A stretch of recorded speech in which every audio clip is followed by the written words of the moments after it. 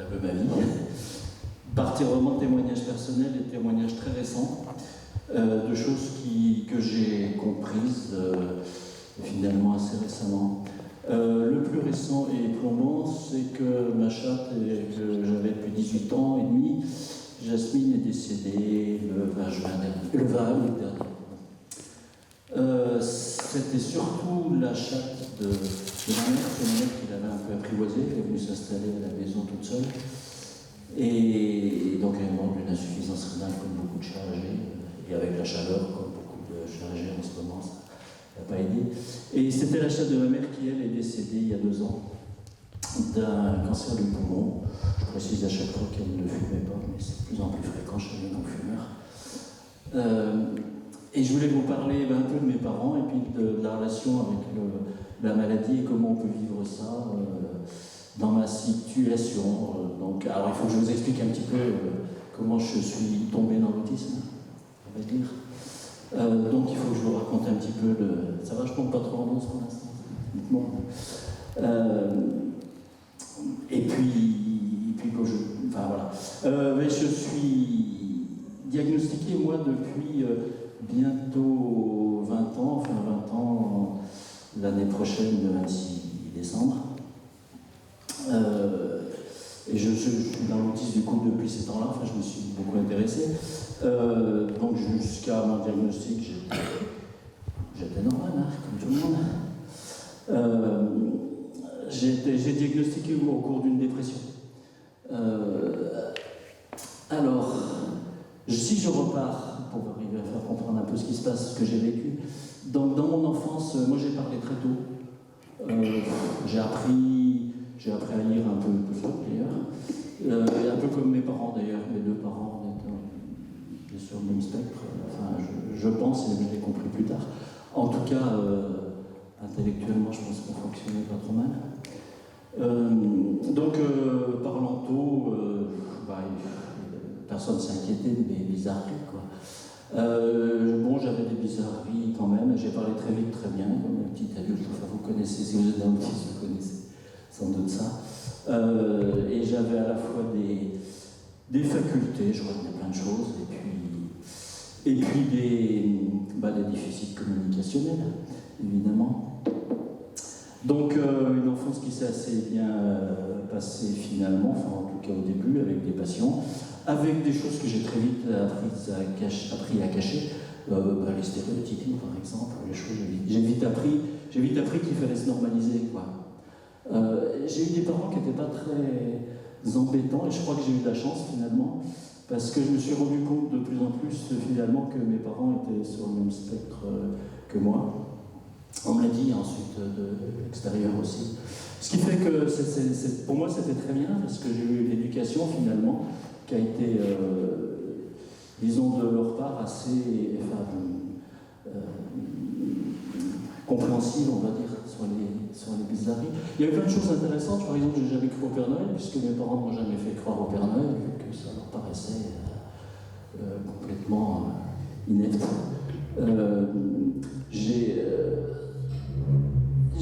J'avais un intérêt pour les sciences, etc. Enfin, c'était normal pour moi. Aucun intérêt pour les contacts avec le décor, ça, les autres enfants. Hein, bon, je suis un peu péjoratif, mais c'est vrai que j'ai pas eu énormément de contacts avec eux. Mais bon, à l'école, ça marchait pas trop mal, jusqu'au collège où je me suis... J'ai oublié maintenant. Jusqu'au collège où là, ça a commencé à être difficile.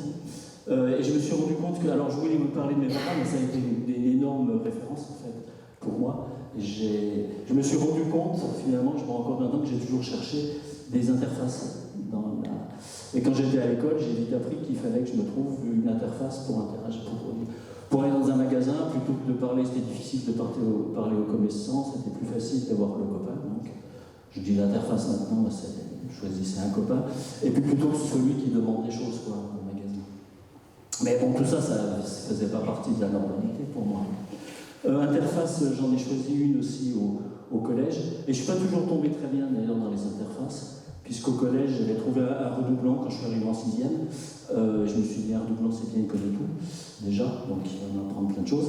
Et puis il avait trouvé, le redoublant en question, un bon truc qui m'a bien servi à me faire intégrer, en fait, et je ne plaisante pas. C'était qu'à la récréation, il me donnait des gifles.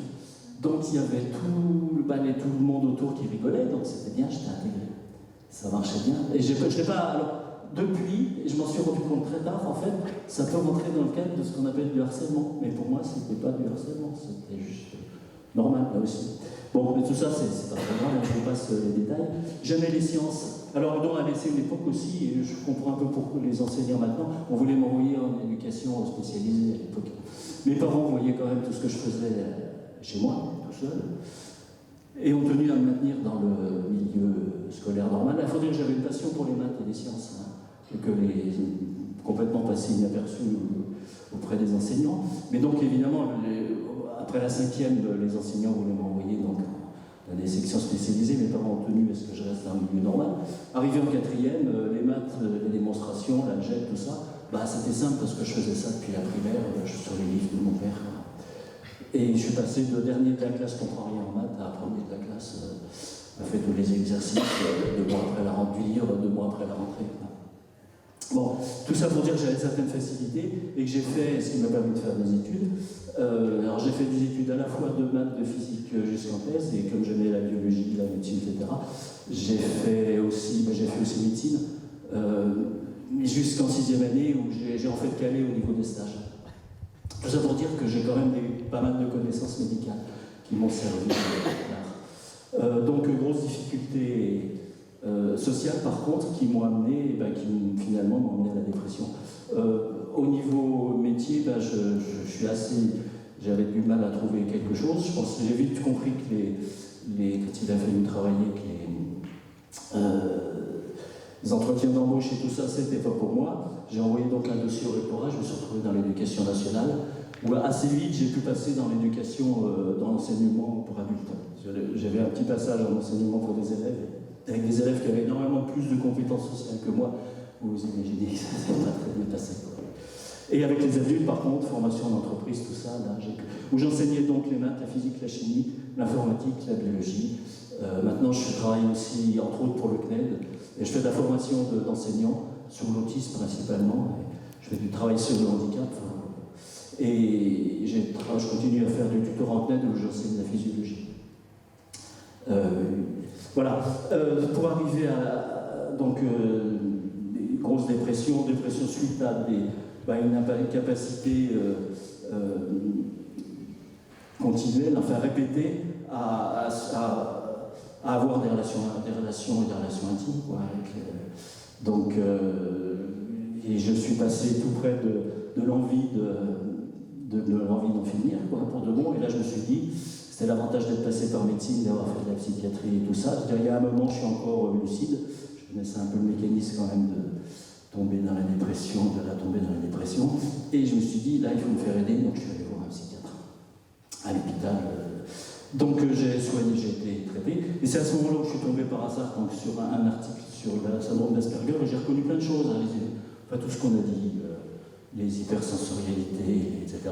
Et bon, j'ai fait une démarche pour avoir, et j'ai finalement eu un diagnostic, en effet, de syndrome d'Asperger à l'époque, qui en fait, concrètement, et c'est ça qui m'a sorti de la dépression. Alors, tout ça pour dire que je me croyais normal j'avais aucune idée. C'était quand j'étais passé en psychiatrie, si j'avais vu que j'avais une certaine proximité avec les personnes autistes que j'ai pu voir. Beaucoup de difficultés, par exemple, avec les personnes prisonnières ou des choses comme ça. Dès qu'il y a beaucoup d'empathie, je fonctionne pas très bien, quoi. Et donc, il faut que j'essaie d'aller vite.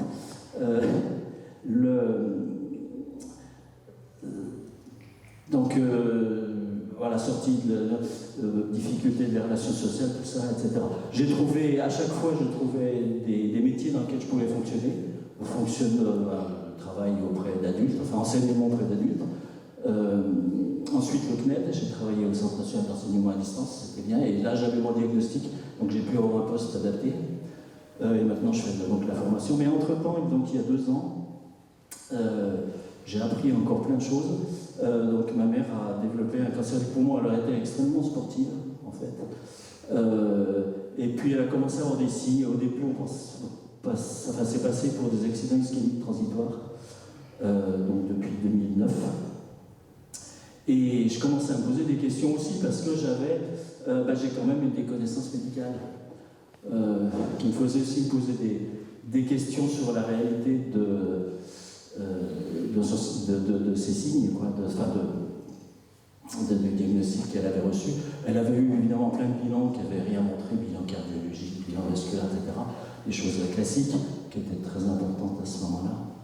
Et alors je m'en veux énormément de ne pas avoir fait ce que je pensais qu'il fallait faire. Alors j'ai un gros problème, c'est que je suis très très observant et je fais ce qu'on me dit. Alors oui, je voulais parler aussi du rapport avec la médecine. C'est pas seulement pour les autres, mais pour moi aussi. C'est-à-dire que je ne sais pas vendre ma maladie. Quand je suis malade, je ne sais pas. J'ai eu plein d'ennuis à cause de ça. Par exemple, j'ai fait une crise de colique hépatique. Je faisais une cholécystite, évidemment le samedi, tout ça. J'appelle les urgences et tout ça. Personne ne m'a cru. On m'a dit allez voir votre médecin lundi. Je suis allé voir mon médecin lundi qui m'a dit pourquoi vous n'êtes pas allé directement aux urgences. Et je savais que je faisais une crise de colique hépatique. Je savais que ça pouvait être grave, mais les médecins du SAMU m'ont dit quelque chose, donc je m'y suis tenu. Pour ma mère, c'est un petit peu la même chose. Je me doutais de choses et j'ai fait absolument confiance et je suivais ce que me disaient les médecins. Sachant très bien, en fait, derrière que moi j'aurais voulu qu'elle consulte en médecine interne, enfin en gériatrie, puisqu'elle était âgée, et je ne l'ai pas fait. Je n'ai pas réussi à la convaincre de le faire non plus. J'ai vu aussi, j'ai entendu des signes qui pouvaient être, et qui me fait penser aussi au cancer du poumon. Et j'ai essayé de la convaincre justement, elle, d'en parler, et elle en a pas parlé à son médecin plusieurs fois. Et à l'époque, je n'allais pas avec elle chez le médecin non plus. Je lui faisais confiance, mais je lui faisais confiance pour tout, comme ça, c'était un peu ma référence extérieure aussi. Et j'ai pas pensé à cette époque-là qu'elle pouvait elle aussi être sur le même spectre que moi. En fait, quand elle a été malade, ma médecin m'a dit mais elle n'a pas le même syndrome que vous, votre mère.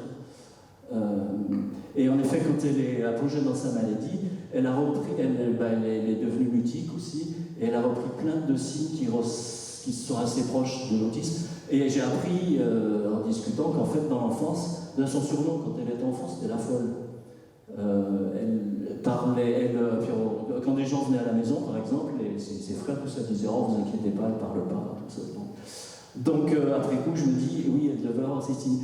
Et ces signes, j'ai l'impression, sont revenus avec la maladie, avec la progression de la maladie.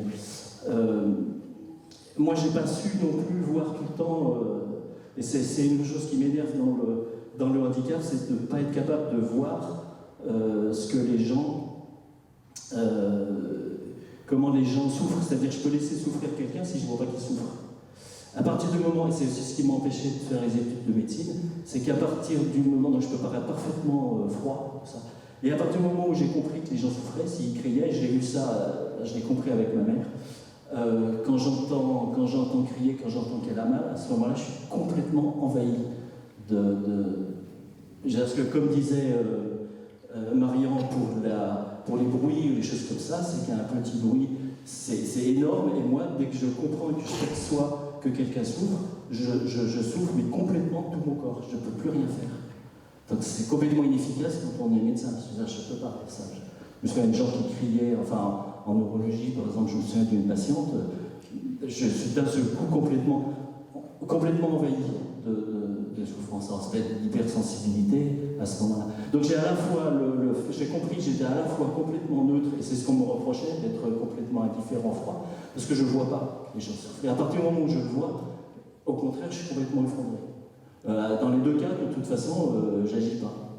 Ce qui m'énerve du coup avec ma mère, c'est qu'il y a des fois où j'aurais pu agir et où je n'ai pas agi. Mais c'est vrai pour moi aussi, hein, j'ai fait des choses. Je me suis laissé faire un soin dentaire parce que la dentiste devait m'anesthésier. Elle coup de téléphone, elle oublie d'anesthésier. Elle revient, elle croit qu'elle a anesthésié. Je me suis laissé faire tout le soin, c'était une couronne, c'est un moment bien sanglant, enfin bien douloureux.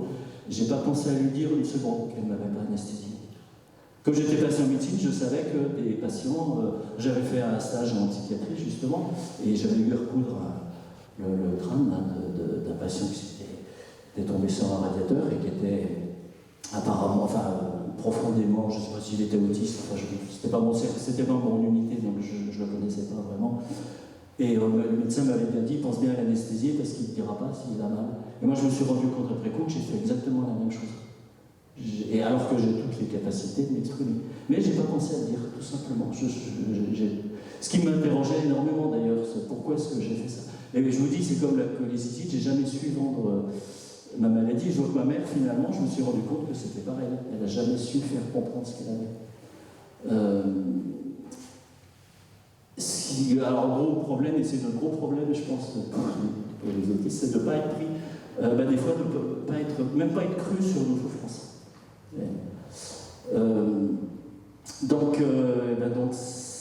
Alors je vous dis, et en même temps je me suis rendu compte d'une chose, mais que j'avais déjà vu, mais là c'était vraiment pire, c'est que quand ça va mal, quand je stresse avec ma mère, et c'est que j'ai repris vraiment des comportements d'autistes basiques, c'est-à-dire me taper, me frapper, me mordre, j'essayais de ne pas le faire devant ma mère, mais pour tenir le coup, je suis retombé dans ces comportements-là.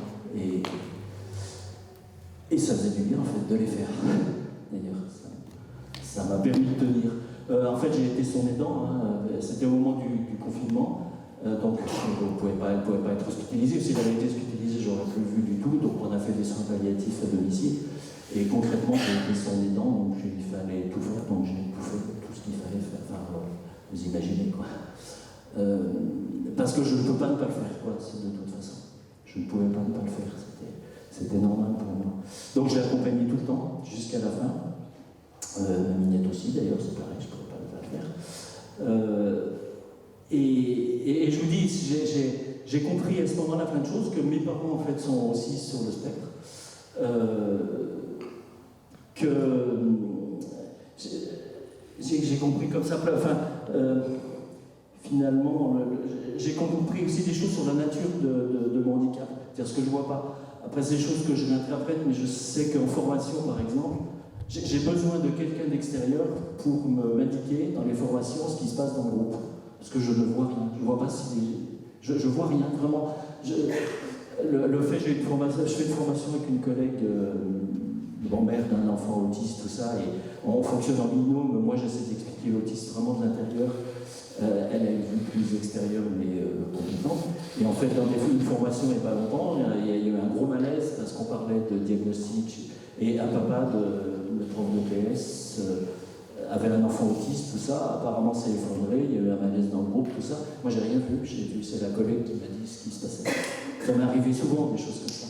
Et je prends conscience dans ce cas-là, vraiment de la nature du handicap, mais vraiment de la cécité sociale, de ne pas voir. Ce qui ne veut pas dire, je vous dis, de ne pas ressentir. À partir du moment où je ressens les choses, alors au contraire, je les ressens trop fort. Voilà, en gros, ce que je voulais dire. Quoi. De donner des exemples de fait qu'on n'est pas indifférent, enfin, en tout cas, moi, pas indifférent. Au contraire, des fois, trop sensible. Quoi. Je me suis rendu compte avec ma mère d'intervenir. Je veux dire, intervenir pour quelqu'un d'autre, c'est quasiment plus facile que pour soi. C'est-à-dire que moi, je suis un peu perdu. C'est pour ça que j'ai besoin de quelqu'un qui m'aide. Mais pour beaucoup de choses, face à la maladie, quand je ne suis pas bien, je suis stressé. Je me dis, on parle de niveau dans le spectre de l'autisme de niveau de difficulté. Mais alors, je suis théoriquement en haut du spectre, mais suivant les circonstances, je me rends compte que je ne fais pas mieux que quelqu'un qui est tout en bas du spectre. Je n'arrive plus, je ne peux plus parler, je vous dis, je peux me taper, je peux... Voilà. Donc, on se promène, j'ai l'impression de me promener dans le spectre. Une question. Oui. Vous ne dites pas que vous avez mal. C'est par timidité, c'est... Alors j'étais très étonné, mais je n'ai pas compris, moi, pourquoi je n'ai pas dit que j'avais mal. Et la seule idée qui m'est venue, c'est que je n'y ai pas pensé. Je n'ai pas pensé à lui dire. Maintenant, je penserai à le dire, parce que j'ai déjà vécu la situation. Et à l'époque, Enfin, aucune autre réponse à donner que de dire j'ai simplement pas pensé. C'est bizarre la timidité, j'étais longtemps classé comme timide, mais un timide assez curieux parce que à la fac ou n'importe où, j'avais pas peur d'aller rencontrer le doyen de la fac, car tous les autres avaient l'air d'avoir peur. Moi, ça me dérange pas du tout. Alors, c'est une timidité bizarre.